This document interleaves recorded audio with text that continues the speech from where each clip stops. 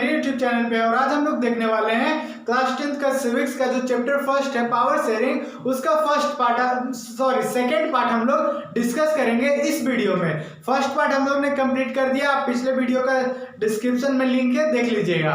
तो first part में अब सेकेंड पार्ट हम लोग देखते हैं। सेकेंड पार्ट में टॉपिक क्या है, Why power sharing is desirable. जो मेन मुद्दा आपका इस चैप्टर का वो इस वीडियो में कवर होगा, मतलब पावर शेयरिंग को क्यों उतना इम्पोर्टेंट है। तो इसके लिए आपके बुक में दो रीजन दिया गया है। फर्स्ट है आपका it is good because it help to reduce the possibility of conflict between the societies.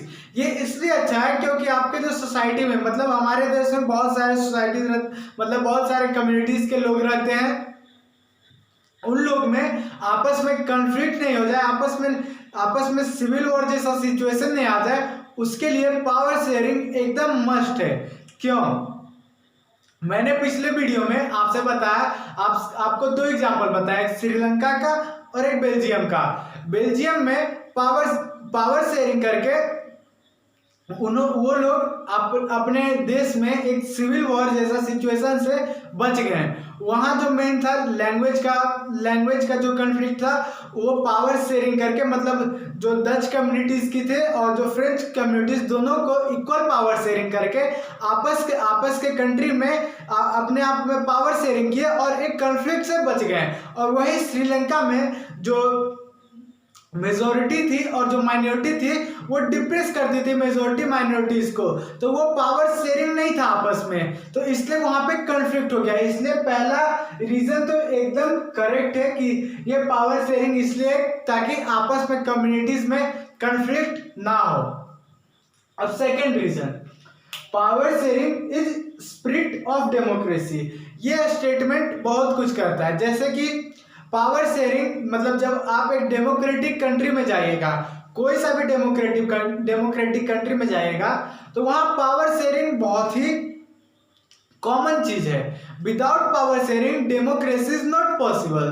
क्योंकि ऐसा इसलिए है क्योंकि देखिए, डेमोक्रेसी है जो मतलब कि जो सरकार निर्णय लेती है वो अपने जनता के मत से, अपने जनता जो उसको जनता के लिए, जनता के हित में जो निर्णय लेती है वो सरकार लेती है।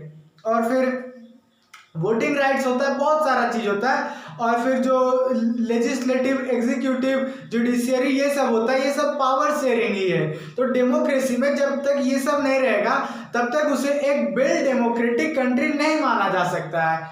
तो इसलिए यहाँ पे इसका second statement, power sharing is spirit of democracy, में बहुत कुछ है, लेकिन आपके लिए बस इतना ही समझना है कि देखिए, जैसे आप डेमोक्रेटिक कंट्री में जाते हैं तो वहां पे पावर शेयरिंग जो रहता है, जुडिशियरी के पास पावर रहता है और फिर इक्वल पावर रहता है सेम एग्जीक्यूटिव के पास, फिर वही पावर रहता है गवर्नमेंट के पास। और ये लोग क्या करते हैं, कंट्री को रन करते हैं। जब तक अगर मान लीजिए हम जुडिशियरी को कम पावर देते हैं, गवर्नमेंट को ज्यादा पावर देते हैं, तो गवर्नमेंट अपना पावर का गलत फायदा उठा सकती है। तो इसलिए दोनों की इक्वल पावर देते हैं, तो दोनों एक दूसरे का अगर गवर्नमेंट फायदा उठाए तो जुडिशियरी उस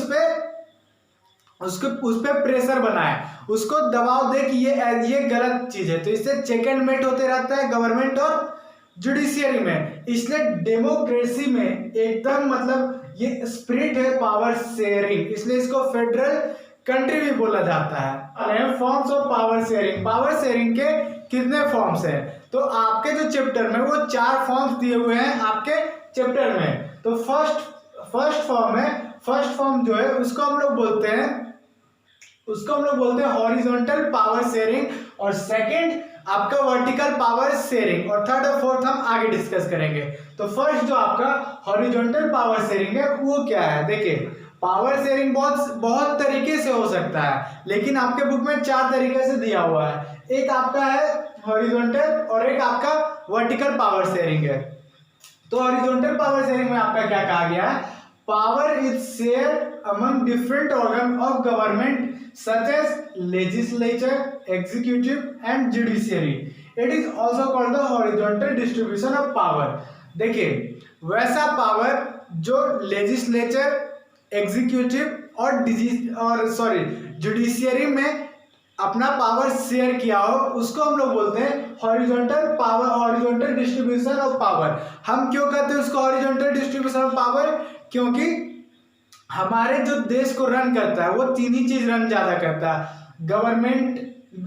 गवर्नमेंट, लेजिस्लेचर और एग्जीक्यूटिव। तो देखिए इसमें जो इसको हॉरिजॉन्टल डिस्ट्रीब्यूशन ऑफ पावर क्यों कहा गया?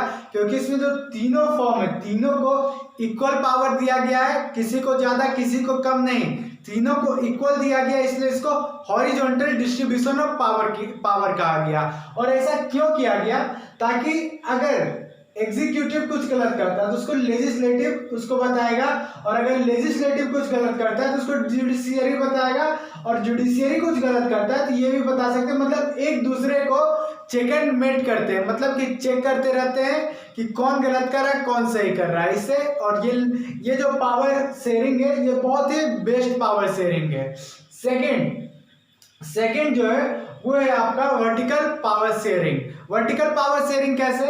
Power can be share among government at different level. वैसा पावर जो एक ही कंट्री के डिफरेंट लेवल में शेयर हो पावर, उसको हम लोग बोलते हैं वर्टिकल पावर शेयरिंग। जैसे एक ही कंट्री में आपका, जैसे कि मतलब दूसरे कंट्री में जाएगा, इंडिया छोड़ के दूसरे कंट्री में जाएगा, वहाँ प्रोविंशियल और एक सेंट्रल गवर्नमेंट होते हैं। तो प्रोविंशियल गवर्नमेंट, हम लोग यहाँ इंडिया का बात करें तो वो स्टेट गवर्नमेंट होता है। तो हमारे कंट्री में पावर, वर्टिकल पावर में दो तरीका से शेयर किया गया है, एक स्टेट गवर्नमेंट और एक सेंट्रल गवर्नमेंट। इसी को हम लोग वर्टिकल पावर शेयरिंग करते हैं। अगर आपको डिफरेंस पूछा गया horizontal power sharing, vertical power sharing में, तो बताइएगा हॉरिजॉन्टल पावर शेयरिंग में लेजिस्लेचर, एग्जीक्यूटिव, जुडिशियरी तीनों को इक्वल पावर दिया जाता है, तो उसको हम लोग बोलते हैं हॉरिजॉन्टल पावर शेयरिंग। लेकिन वर्टिकल पावर शेयरिंग में आपके जो पावर शेयर होता है वो स्टेट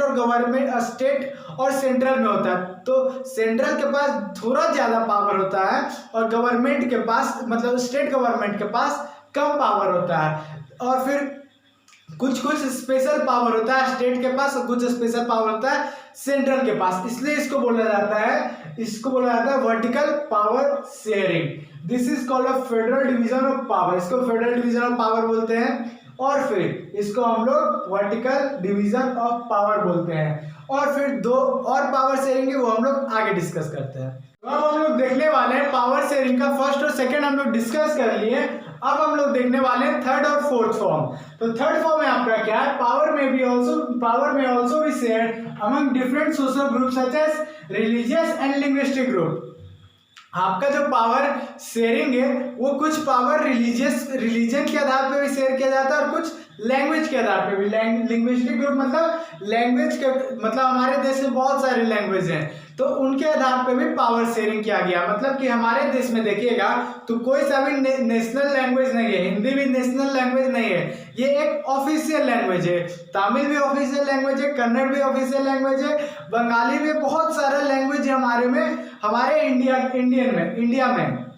तो पावर सबको दिया गया है, कोई भी नहीं बोल सकता है कि पूरा देश में हिंदी ही चलेगा या फिर इंग्लिश ही चलेगा या फिर तमिल ही चलेगा, कोई नहीं बोल सकता है। मतलब पावर सभी को बांटा गया है। सेकेंड आपका रिलीजन के आधार पे भी हमारे कंट्री को पावर दिया गया। जैसे कि माइनॉरिटीज को देखिएगा तो उनको कुछ एक्स्ट्रा पावर दिया गया, जैसे कि उनको मतलब कि सब्सिडी दिया जाता है, उनके लिए लाल कार्ड बनवाया जाता है, उनको कुछ रिजर्वेशन दिया जाता है। रिलीजन के आधार पर भी बहुत सारा चीज माइनॉरिटीज को मिलता है। अब फिर फोर्थ फॉर्म आपका देखें तो power sharing arrangement can also be seen in the way political parties pressure and movement control और इन्फ्लुएंस दोज पावर्स। देखिए पावर शेयरिंग हमारे पॉलिटिकल पार्टीज में भी देखने को मिलता है। पॉलिटिकल पार्टीज आपका एक चैप्टर है इस बुक में, वो हम आगे डिस्कस करेंगे, लेकिन इसमें जो पॉइंट है आपका वो कुछ समझिए। देखिए पॉलिटिकल पार्टीज में जब कोई भी पार्टी इलेक्शन लड़ती है उसको खुद पे कॉन्फिडेंस नहीं होता है कि हम ये इलेक्शन जीत सकते हैं, तो वो अपने साथ एक और पार्टी को जोड़ लेती है और दोनों मिलके इलेक्शन कंटेस्ट करवाती है। और दोनों मिलके अगर वो इलेक्शन जीत जाती है तो दोनों मिलके गवर्नमेंट भी फॉर्म करती है, उसी को हम लोग बोलते हैं कोलिजन गवर्नमेंट। तो ये पावर शेयरिंग हुआ दोनों के बीच में, तब जाके गवर्नमेंट स्टेबल हुई। तो देखिए पावर शेयरिंग तो आप पॉलिटिकल पार्टीज में देख लिए। अब कुछ पावर प्रेशर ग्रुप को और मोमेंटिक ग्रुप को भी दिया जाता है। जैसे कि मान लीजिए कि कंट्री